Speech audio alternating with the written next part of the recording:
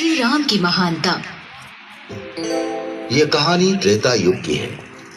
किसी कारणवश अयोध्या के राजा दशरथ को अपने सबसे बड़े पुत्र राम को 14 वर्ष के वनवास पर भेजना पड़ा। राम, मैं तुम्हें 14 वर्ष के वनवास पर भेजता हूँ।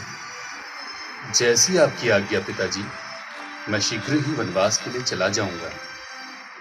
लेकिन उनकी पत्नी सीता उनके बगैर अकेली नहीं रह सकती थी, इसलिए उन्होंने राजा दशरथ से कहा, पिताजी, जब मेरे पति ही नहीं होंगे तो मैं इस महल में रहकर क्या करूंगी? माला ठीक कर दो। कृपया मुझे भी इनके साथ माला वनवास ठीक जाने कर की दो। अनुमति दीजिए। और फिर लक्ष्मण ने भी कहा, पिताजी, मुझे भी भैया राम के साथ जाने की अनुमति दीजिए, क्योंकि राम के बिना लक्ष्मण कुछ भी नहीं है। सीता और लक्ष्मण की विनती सुनकर सीता राजा को बोलो यहाँ दशरथ ने खड़े हो, कहा, तीनों फेस यहाँ करे। समय मुझे तो मेरे राम से दूर कर रहा है, किंतु मैं तुम्हें तुम्हारे प्रिय राम से दूर नहीं कर सकूंगा। इसलिए मैं तुम्हें राम के साथ जाने की अनुमति देता हूं। कुछ दिनों पश्चात राजा दशरथ से अनुमति पाकर राम, सीता और लक्ष्मण के साथ वनवास के लिए चले गए। वो तीनों वन में कुटिया बनाकर रहने लगे। सब कुछ सही चल रहा था। फिर एक दिन शूर्पणखा नाम की राक्षसी वहां से गुजर रही थी। तभी उसने राम और लक्ष्मण को देखा और सोचने लगी, ये दोनों तो अत्यधिक सुंदर हैं और बहुत बलशाली भी ज्ञात होते हैं। मैं इनमें से ही किसी एक से विवाह करूंगी। ये सोचकर उसने अपनी राक्षसी शक्तियों से एक सुंदर स्त्री का रूप धारण किया और वो राम लक्ष्मण के पास गई। पहले वो राम के पास गई और बोली, हे तेजस्वी युवक, मैं आपके रूप और सौंदर्य से बहुत प्रभावित हूँ और आपसे विवाह करना चाहती हूँ। किंतु मेरा विवाह तो हो चुका है और मेरी पत्नी भी मेरे साथ है। तुम विवाह का प्रस्ताव मेरे अनुज लक्ष्मण के पास ले जा सकती हो। वो इस वन में अकेला है। राम के विवाह से इनकार करने पर शूर्पणखा को बुरा तो बहुत लगा, लेकिन फिर उसने लक्ष्मण को देखा और सोचने लगी, इस युवक ने विवाह से इनकार कर दिया तो क्या हुआ?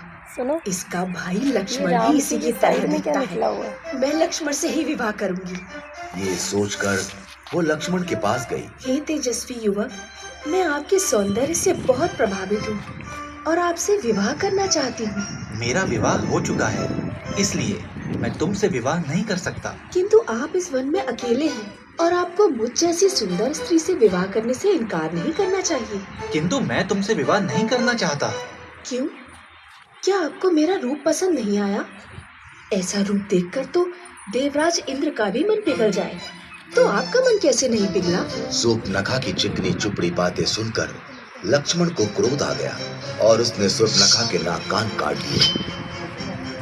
नाक कान कटते ही शूर्पणखा अपने राक्षसी रूप में आ गई।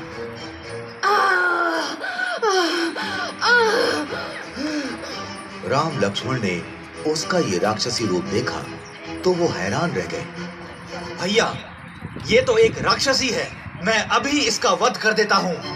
नहीं लक्ष्मण, इसे जाने दो। शूर्पणखा रोती हुई वहां से चली गई और सीधे अपने भाई लंका के राजा रावण के पास पहुंची।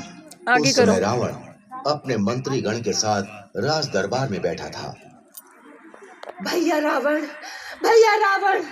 देखिए आपकी बहन शूर्पणखा के साथ क्या हुआ। शूर्पणखा, तुम्हारा ये हाल किसने किया?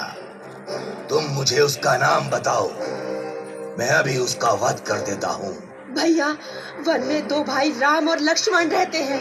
उन्हीं में से एक ने मेरे कान और नाक काटे हैं। तुम यहीं रुको, मैं अभी उसका सर धड़ से अलग करके लाता हूँ। नहीं भैया, उन्होंने एक स्त्री का अपमान किया है, इसीलिए इसका प्रतिशोध भी आपको ऐसे ही लेना होगा। क्या मतलब? मतलब ये कि उन दोनों भाइयों के साथ एक अत्यंत सुंदर स्त्री भी है। आप उसका हरण कर लीजिए। सीता का हरण होने से राम वैसे ही मर जाएगा। रावण ने सूर्पनखा की बात मान ली। वो एक मायावी राक्षस मारीच के पास गया और बोला, मारीच, मुझे तुम्हारी आवश्यकता है। सोनिया मैम, आज्ञा कीजिए इनका फेस लंकेश, इस तरफ कर मैं दो। राम की पत्नी सीता का हरण करना चाहता हूँ। इसमें मुझे तुम्हारी सहायता चाहिए। किंतु मैंने सुना है राम बहुत वीर है। अगर उन्हें ज्ञात हुआ कि मैंने उनकी पत्नी को हरने में आपकी सहायता की है तो वो मेरा वध कर देंगे। और अगर तुमने मेरी सहायता करने से मना किया तो मैं अभी यहीं तुम्हारा वध कर दूंगा। मारीच समझ गया कि उसके पास अब कोई मार्ग शेष नहीं बचा है और उसे रावण की सहायता करनी ही पड़ेगी। वो दोनों वन पहुंचे। वहां रावण की तरकीब के अनुसार मारीच ने एक सोने के हिरण का रूप बनाया और वो राम की कुटिया के आसपास टहलने लगा। जल्द ही सीता की नजर उस पर पड़ी। स्वामी, मुझे वो सोने का हिरण चाहिए। ठीक है, मैं अभी उसे तुम्हारे लिए लेकर आता हूँ। ये कहकर राम अपने धनुष बाण के साथ उस हिरण की तरफ चल दिए।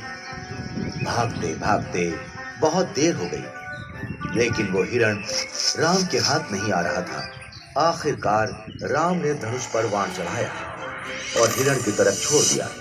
बाण हिरण को जा लगा।